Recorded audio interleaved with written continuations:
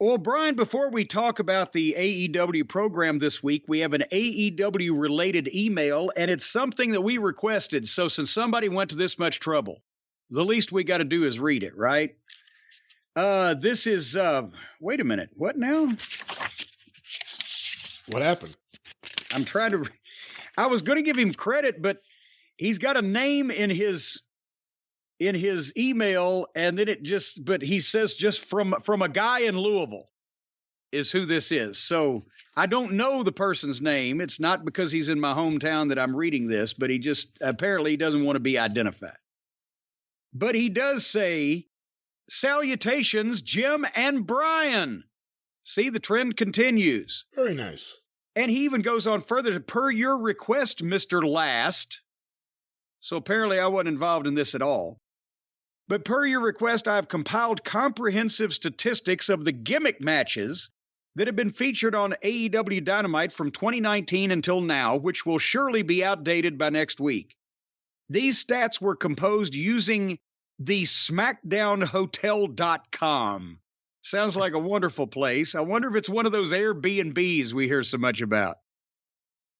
He says, I did not include matches that are standard championship matches, 6-man tags, 8-man tags, 10-man tags, or matches that are qualifiers, eliminators for tournaments, championships, or prizes, unless the rules for winning are outside of normal wrestling contest parameters, or include conditions if a wrestler wins or loses.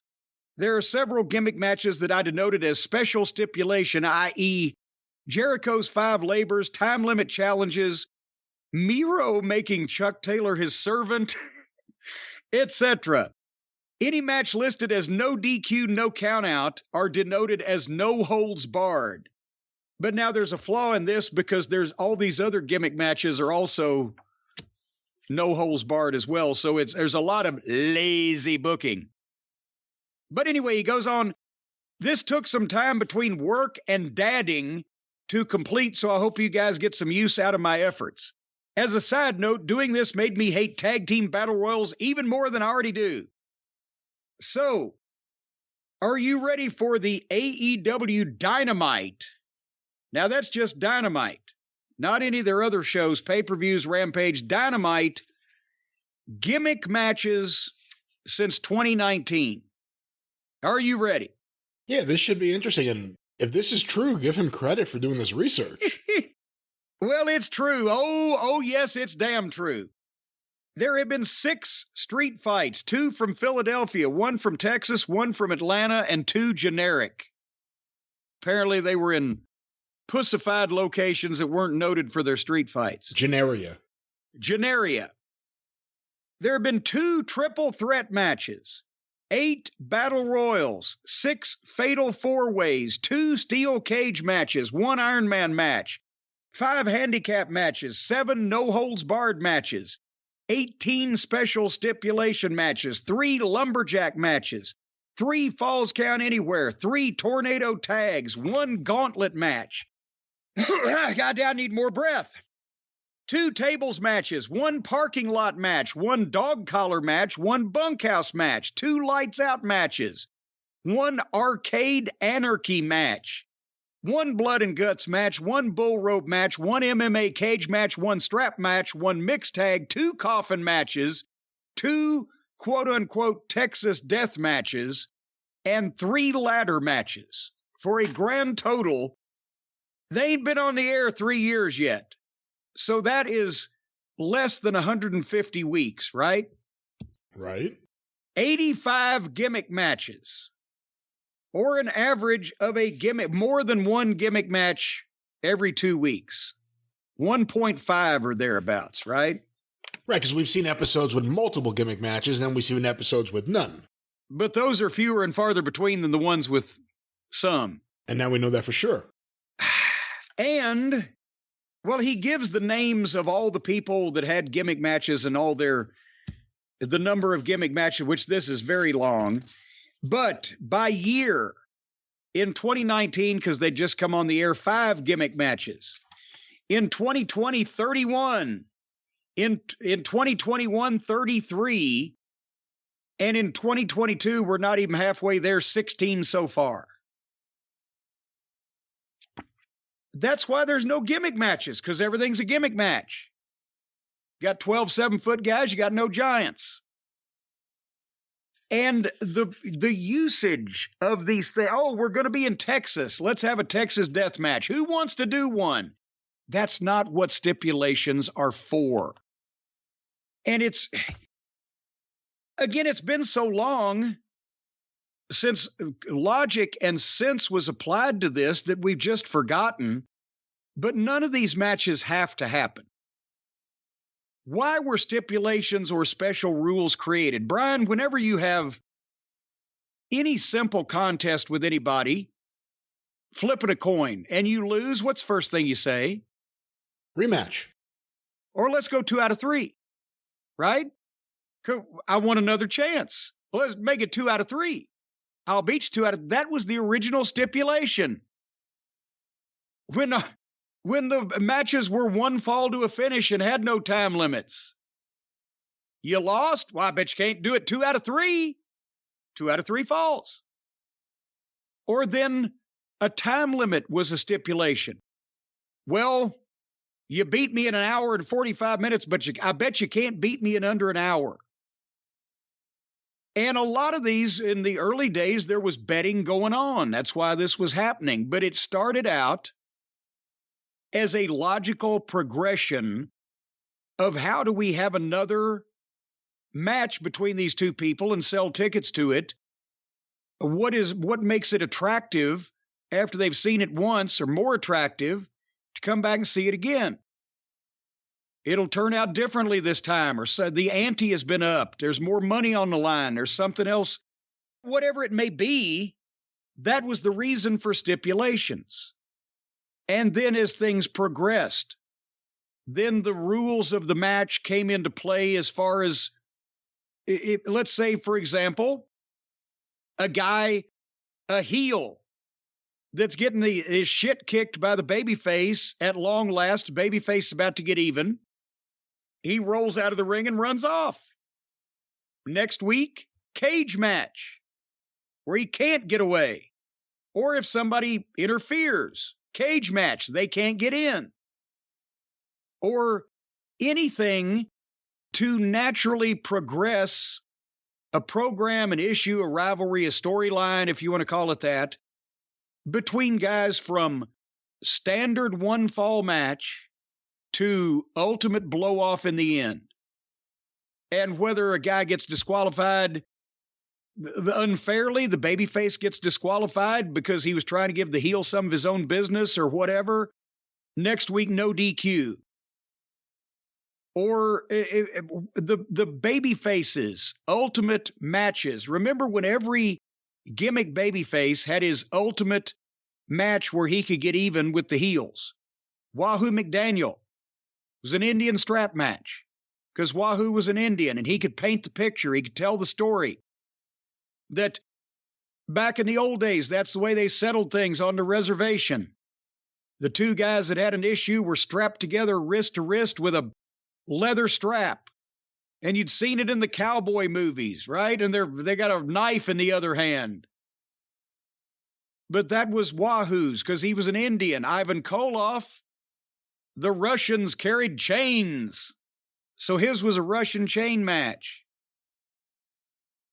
But or Boris Malenko, a lot of the Russians did that. But in Tennessee, Ron Wright and Whitey Caldwell came up with the chain match as the ultimate blow-off and called it the Tennessee chain match. But Dory Funk Sr., the toughest man in Texas. What's the ultimate match?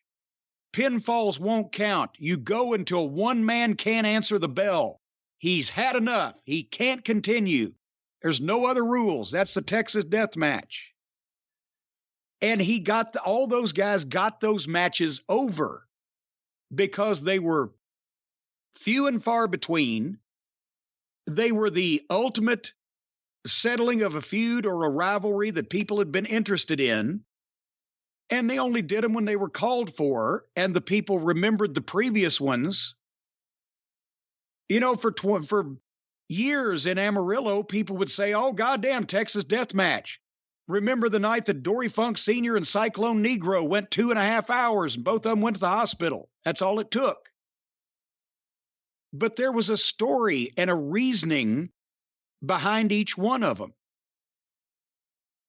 If you go to other types of stipulations, it might be tied to the region of the country and what those people might like to see. The coal miners' glove match was a big deal in the South and in West Virginia, Tennessee, Kentucky, Eastern Kentucky. And the story behind that was that obviously coal miners, they're in the ground digging with pickaxes, coal. They've got the gloves to protect their knuckles. They're metal-covered gloves. They're loaded in effect. If you punch somebody with one of those, their lights go out. Well, how do we make this fair? We can't give both guys this deadly glove and just let them at it. So we'll have one glove, and we'll put it on a 10-foot pole in the corner of the ring. And the first guy that gets it can use it. And then, of course, every time a guy got the glove, the first time it was used, that was the finish, because how are you going to get up from a shot with a loaded glove? Modern day idiots, starting with Shitstain, all they got out of that was let's put something on a pole. But it was something that both guys wanted, that both guys had to fight for, that both guys knew would single-handedly win them the match if they got. Your car at stake. How many times did we used to see in the territories of a babyface would buy a new car? They'd have a tournament, the babyface would win the car, the heel would get mad and go bust his windshield out. So then they'd fight over the car and they'd win it back and forth, or money. Loser leave town match. You can't do that anymore because everybody's too smart and they know when people are going places. But that was... And there are no towns. And there are no towns to leave. But that was one of the biggest drawn stipulation matches in wrestling. Especially when you had guys that they couldn't call it. Lawler, everybody knew he's not losing a hair match, and he's not losing a loser leave town match. So in his career, he lost one of each just to make sure that it would always work. And when Lawler had been there for 11 years, Dundee had been there for 8 years, the people couldn't call it. They sold the fucking Coliseum out. 11,000 people. Just because we don't know what's going to happen. But in any stipulation or rule, it has to logically play a part, be connected some way to the babyface's wrestling style or the heel's wrestling style or the position they find themselves in because of how they've got there. It has to have something involving a finish beforehand that one person has done that could never happen again in a million years, and we're going to put these rules in place to see to that. It's got to right a wrong or give people the idea that they're actually going to see their hero get a fair shot at this other asshole. You don't just... I've said before, the worst thing I ever did was the fucking triple threat. Because I intended to do that one time in that unique situation between Tracy Smothers, Dirty White Boy, and fucking Brian Lee, where you had one heel, one babyface, and one heel that was about to be a babyface. You don't come into that situation very often. I probably wasn't going to do another one of those for a few years. Now they're everywhere. The handicap match. That is a stipulation, but there have been different kinds of them. It became a thing to do with Andre just because he's so much bigger than everybody else, and it was a way to get him over. But there had been handicap matches before that made perfect sense, where I'll fight you, and if I beat you, I'm going to fight that guy next, and if I beat both of you within an hour or a period of time, I win something. But all four guys in the ring, well, they're going to goddamn not obey the referee. And we're going to have a situation where the baby faces are being ganged up on by both these heel tag team guys. So fuck it. We'll even the playing field. All 4 guys can be in the ring. There's a reason.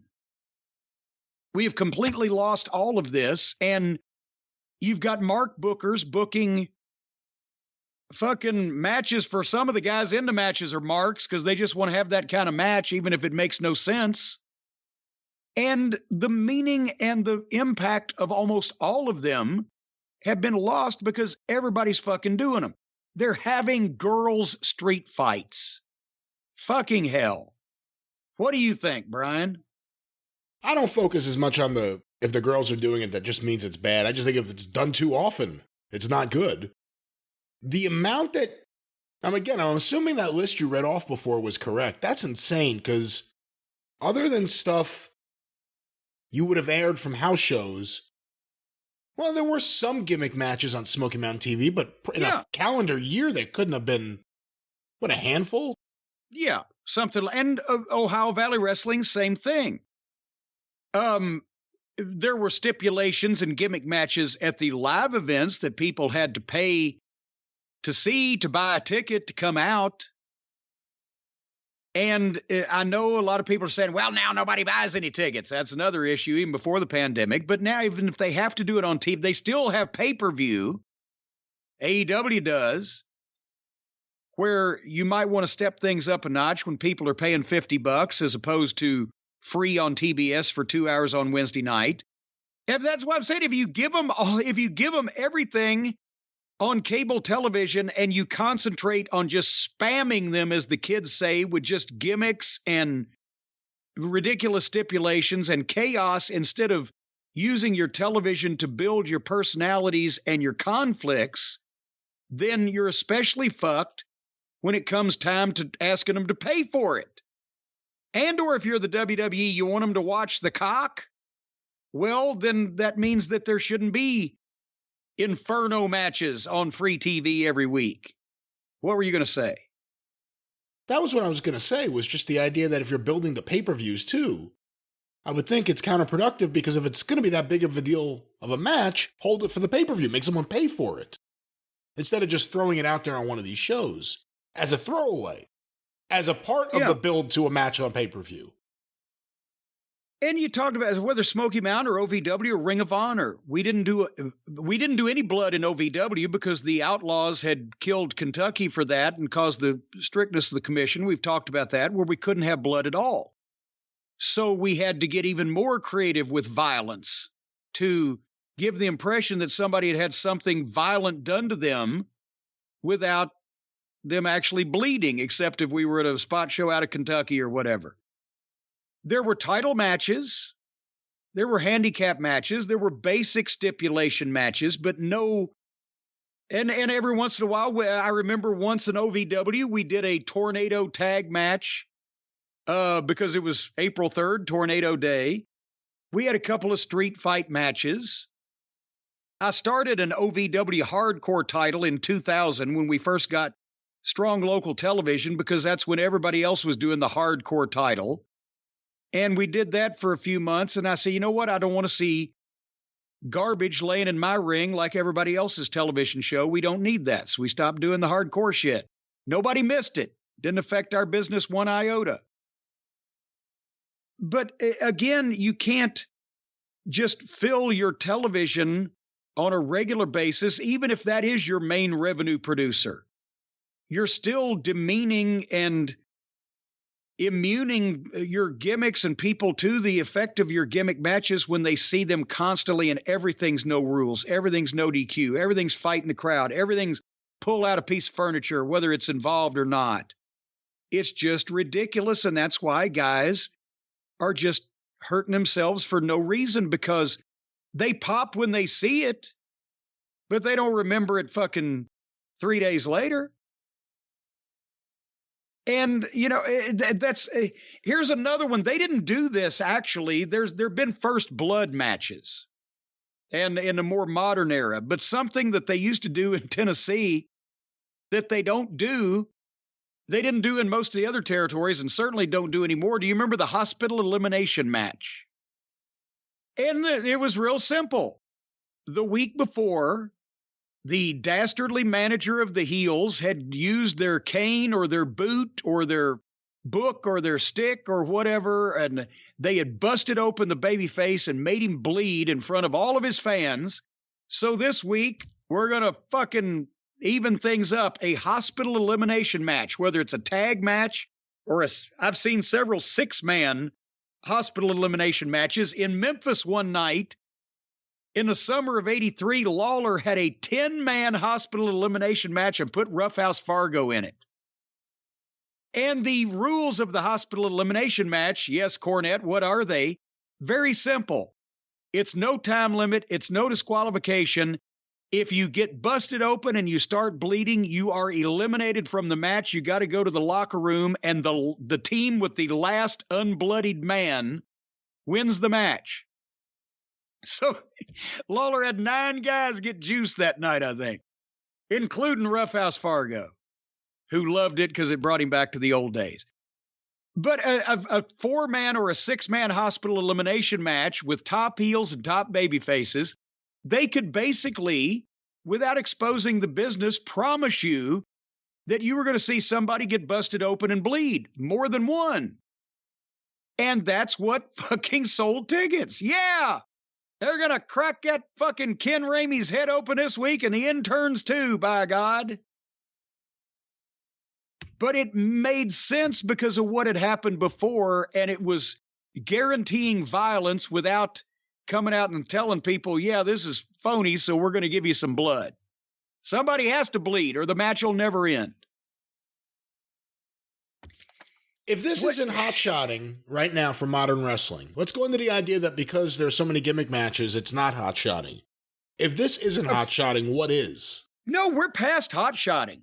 This is irresponsible is what this is. But no, this is chaos now. That's why the only time that a stipulation match or any kind of special rules means anything these days is when it's involving people that the fans already wanted to see that to begin with. FTR Briscoes, MJF Punk, a few of these other things. They already wanted to see it to begin with, and the stipulation made sense, so we're going to go with it. But none of these gimmicks or stipulations are making anybody want to see any of these matches anymore because they're so common, they're so ordinary, it happens all the time, you can't keep track of them. And everything's chaos. So your baseline is mad panic. How are you going to improve on that? How are we going to kick that up a notch?